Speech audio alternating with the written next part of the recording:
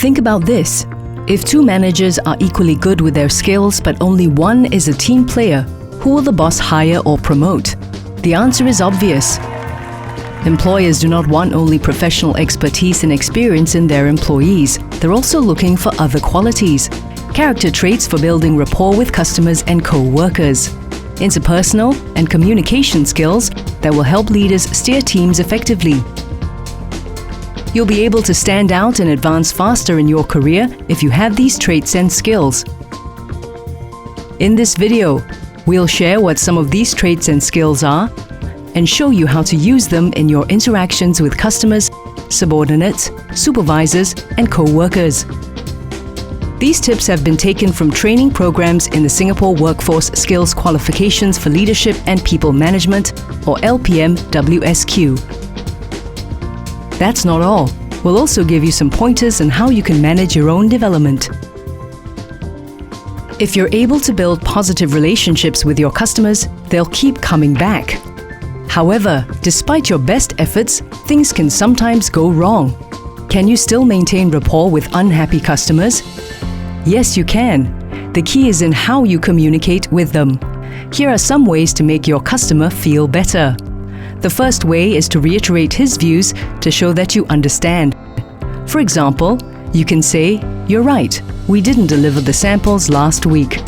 Follow up with something like this: "I'll make a call now to have them delivered today." The second way is to let him tell you what he needs before suggesting a solution. For example, you can say, "I have another idea to help you get the samples by tomorrow." For the third method, present the pros and cons. For example, you can say, "That's right. If you receive the samples tomorrow, you can meet the deadline. But if you could give us one more day, it will make a big difference to the sample quality and it won't affect the timeline too much." If you're able to attend to unhappy customers well, you'll be able to continue your relationships with them. If you want to get the best results from your subordinates, you need to be assertive. Assertiveness is not about bulldozing your way through while disregarding people's feelings. How then can you express your views honestly and yet be respectful? Explain to your team members why you need them to do certain things and how they would help the organization. Be open to other people's suggestions. And always accept responsibility for your decisions. Otherwise, how will your subordinates believe in what you say? It's important for you to build rapport with your supervisor. One way is to know how he prefers to process information. For example, if your supervisor is a visual person, you can use graphs, pictures, and videos to help him visualize your message. For an auditory supervisor, let him hear your message through face-to-face meetings and phone calls. And if your supervisor is a feeling person, get your message across through experiences such as site visits and product testing. If you're able to influence your co-workers, you can help your project team reach desired outcomes and manage changes. You may use one or a combination of these 4 push and pull influencing styles. One push style is to use logic, point out the loopholes of an argument, and then offer a counter proposal. Another push style is carrot and stick. Show your co-workers the reward they'll get if they comply and highlight the potential threats if they don't. On the other side of the coin are the pull styles. The consultative style is suitable if your team members are committed and capable of offering ideas. And if you're working with senior and independent people, you can move them using the big picture, such as values, mission, and life goals. Employers value employees who are able to grow personally and professionally. These employees are able to take on greater responsibilities and challenges. Therefore, it's important to manage your self-development well.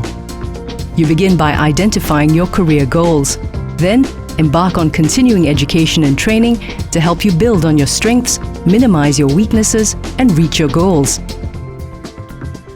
To get the skills you need to stay employable, get the job you want, and progress in your career, you should consider the Singapore Workforce Skills Qualification System, or WSQ. WSQ courses are practical. WSQ frameworks are co-developed by WDA and its industry partners from over 30 sectors. This means you gain skill sets that employers truly want.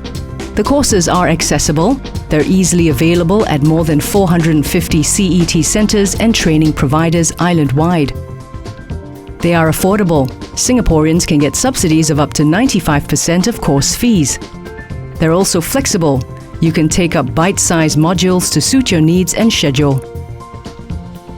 It's often said that character traits and interpersonal and communication skills will determine how far you'll advance in your career.